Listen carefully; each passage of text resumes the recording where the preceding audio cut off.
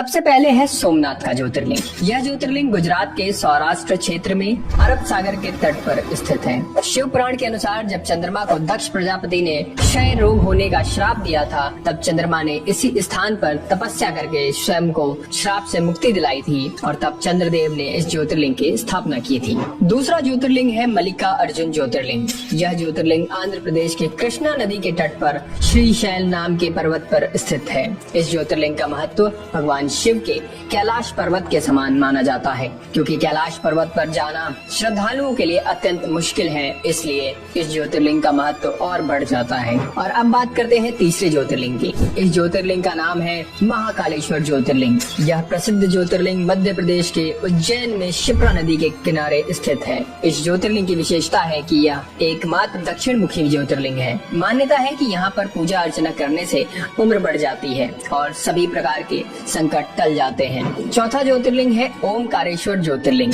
यह ज्योतिर्लिंग मध्य प्रदेश के प्रसिद्ध शहर इंदौर के पास स्थित है। जिस स्थान पर ज्योतिर्लिंग है उस स्थान पर नर्मदा नदी बहती है और यह नदी चारों ओर बहती है, जिसमें यहाँ ओम का आकार बनता है, इसलिए इसे ओमकारेश्वर के नाम से जाना जाता है। मान्यता है कि तीर्थयात्री सभी तीर्थों से जल लाकर ओमकारेश्वर में अर्पित करते हैं और तभी उनके सारे तीर्थ पूरे माने जाते हैं। पांचवा है केदारनाथ ज्योतिर्लिंग। भगवान शिव का यह प्रसिद्ध ज्योतिर्लिंग उत्तराखंड में स्थित है। यह मंदिर समुद्र तल से 3200 किलोमीटर ऊंचाई पर स्थित है। यहाँ सर्दियों में भारी बर्फबारी होती है, इसलिए सर्दियों के 6 महीने यहाँ जाना मुश्किल है, अर्थात यहाँ दर्शन के लिए सिर्फ गर्मी में ही जाया जा सकता है। मान्यता है कि इस मंदिर का निर्माण पांडव के पौत्र महाराजा जन्मेजय ने करवाया था। अब बात करते हैं छठे ज्योतिर्लिंग की, जिसका नाम है भीमाशंकर ज्योतिर्लिंग। यह ज्योतिर्लिंग महाराष्ट्र के पुणे जिले में पश्चिमी घाट या सह्याद्री नामक पर्वत पर स्थित है। यहाँ स्थित शिवलिंग काफी मोटा है और इसलिए इसे मोटेश्वर महादेव भी कहा जाता है। सातवां है विश्वनाथ ज्योतिर्लिंग।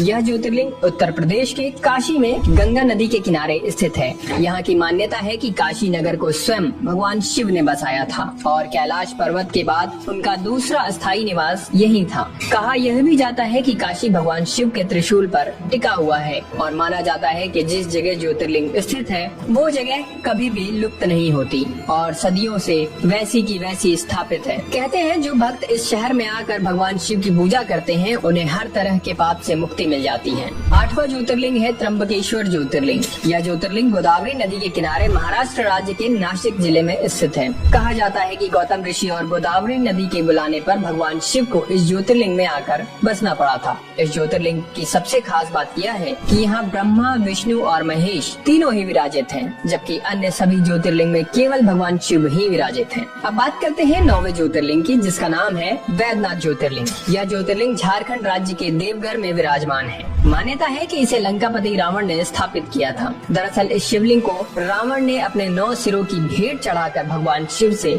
वरदान मांगा था। 10वां ज्योतिर्लिंग है नागेश्वर ज्योतिर्लिंग। यह ज्योतिर्लिंग गुजरात के बडोदरा क्षेत्र में गोमती द्वारका के पास स्थित है। इसके अलावा कुछ लोग उत्तराखंड के अल्मोड़ा जिले में स्थित जागेश्वर शिवलिंग को भी नागेश्वर ज्योतिर्लिंग मानते हैं। 11वां ज्योतिर्लिंग है रामेश्वरम ज्योतिर्लिंग। यह ज्योतिर्लिंग तमिलनाडु के रामनाथन जिले में मन्नार की खाड़ी के पास स्थित है।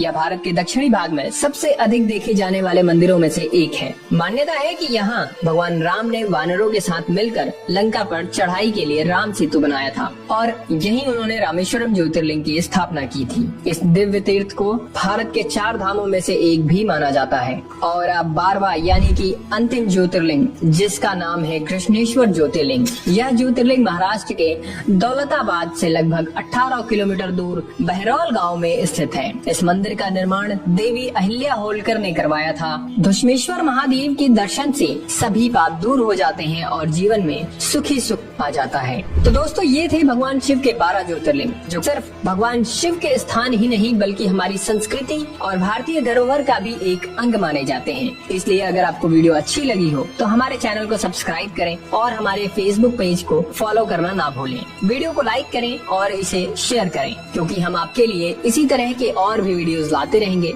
तो मिलते हैं आपसे अगली वीडियो में, तब तक के लिए हर हर महादेव।